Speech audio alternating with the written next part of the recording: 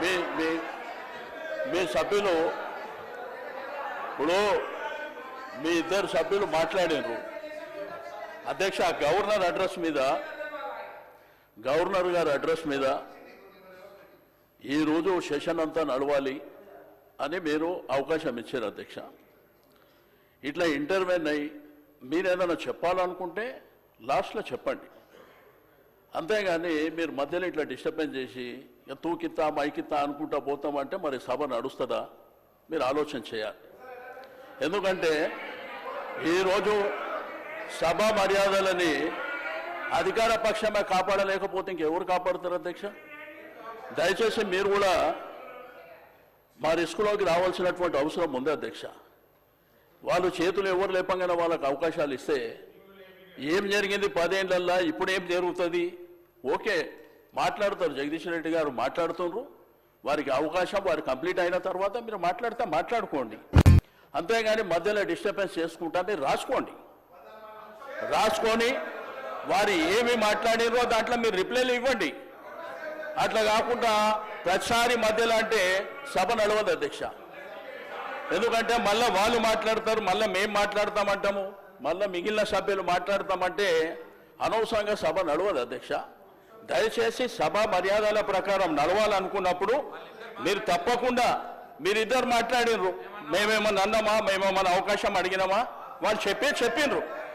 ఎందుకంటే ప్రభుత్వం సైడ్ నుంచి వాళ్ళు చెప్పిండ్రు, మా సైడ్ నుంచి కూడా గతంలో మేము ఏం చేసినాము, ఇప్పుడు మీరేం చేస్తున్నారు, భవిష్యత్తులో ఏం చేయాలనేటువంటిది మేము అడుగుతున్నాం, చెప్పాలి. అంతేగాని మీరు ప్రతిసారి మధ్యలో 2 నిమిషాలకు 3 నిమిషాలకు ఆయన స్టార్టే చేయకముందు ఆయన ఇంకా ఒక 2-3 నిమిషాలు మాట్లాడకముందే మీరు ఇద్దరిద్దరు మాట్లాడి ఇట్లా బుల్డోజ్ చేస్తాము, మాకు అధికారం ఉన్నది, మాకు మందబలం ఉన్నది కాబట్టి మేము చేస్తామంటే మీ ఇష్టం అధ్యక్ష. అది మేము కూడా ఏం చేసేది లేదు. ఎందుకంటే మీరు ఇదే విధంగా జరిగితే మమ్మల్ని రమ్మంటారా రావద్దంటారా మీరే చెప్పాలి.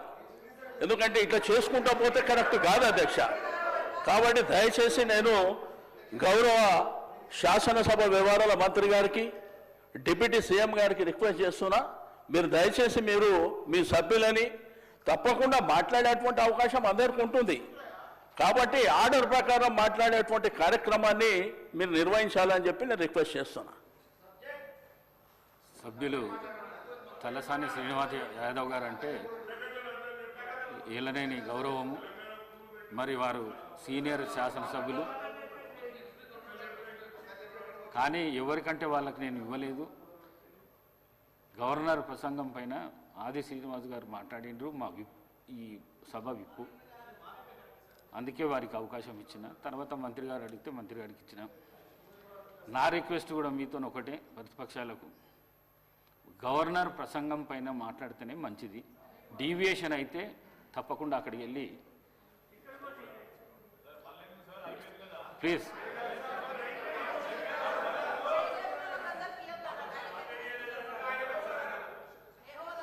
ఇప్పుడు మీరే చెప్పారు అధ్యక్ష, గవర్నర్ గారి అడ్రస్ మీదనే మాట్లాడాలని మీరు చెప్పారు. ఇద్దరు సభ్యులు అవే మాట్లాడిరా అధ్యక్ష? అవే మాట్లాడిరా? ఇప్పుడు మంత్రి గారు మాట్లాడారు, అవే మాట్లాడిరా?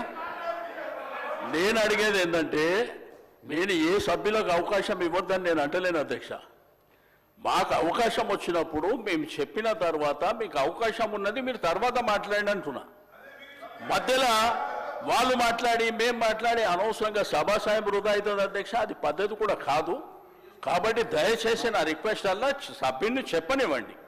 చెప్పిన తర్వాత మీకు అవకాశం ఉంది, మీకు అనేక సందర్భాలలో చెప్పుకునేటువంటి అవకాశం ఉంటుంది కాబట్టి మీరు చెప్పుకోండి అని చెప్తున్నా అధ్యక్ష. Thank you.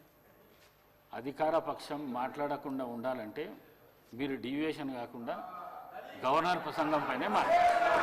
జగదీశ్వర్ రెడ్డి గారు అధ్యక్ష దయచేసి మీ కామెంట్స్ పైన కూడా నేను స్పందించదలుచుకున్నాను అధ్యక్ష. రాష్ట్ర ప్రజలు మొత్తం చూస్తున్నారు అప్పటి నుండి. నేను దీంట్లో నుంచి ఒక అక్షరం పక్కకు పోయినా, ఇప్పుడు వారు మంత్రి గారు మాట్లాడిందో ఇంకోరు మాట్లాడిందో ఇందులో ఏమైనా ఒక అక్షరం సంబంధం ఉందా, దాన్ని మీరు తేల్చండి. ఈ సభలో ఉండమంటే ఉంటా, పొమ్మటే పోతా అధ్యక్ష. నేను రాష్ట్ర ప్రజలు అందరూ చూస్తున్నారు అధ్యక్ష,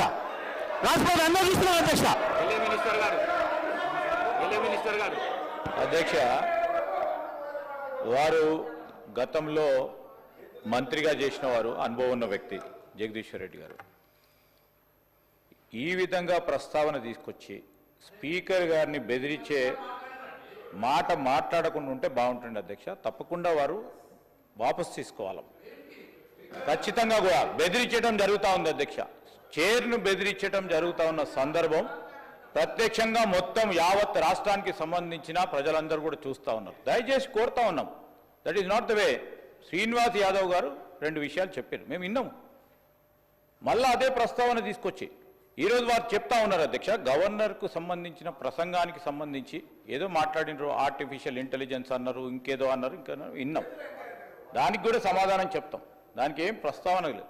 తిరిగి తీసుకొచ్చి గవర్నర్ ప్రసంగమే విషయంలో అనేక సందర్భాల్లో వారు చెప్పుకుంటూ పోయి 10 నిమిషాల తర్వాత ప్రసంగానికి సంబంధించిన అంశం మాట్లాడకపోక మా మంత్రి గారు కానీ మా సభ్యులు కానీ స్పందించడం జరిగింది.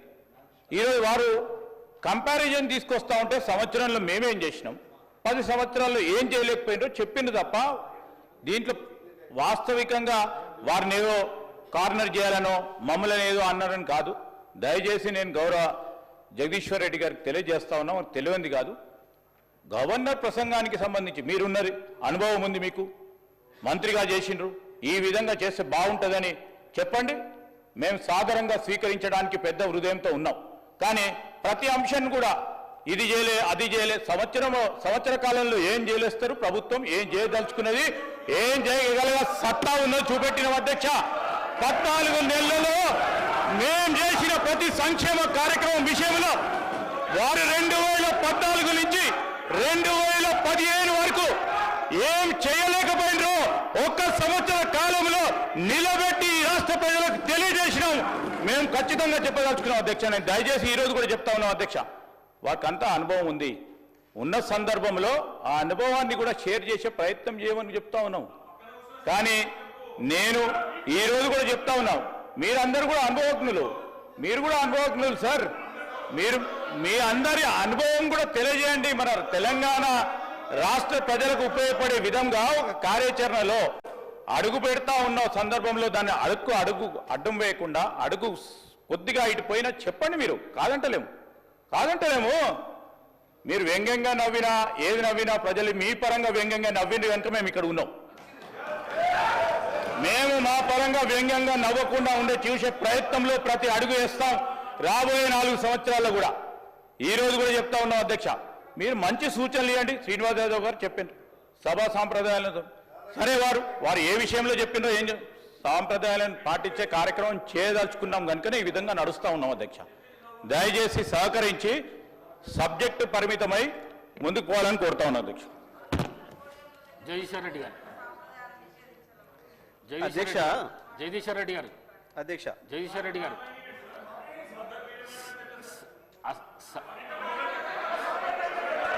జగదీశ్వర్ రెడ్డి గారు జగదీశ్వర్ రెడ్డి గారు జగదీశ్వర్ రెడ్డి గారు సార్ చెప్పండి. అసహనానికి గురి కాకండి. మేమా?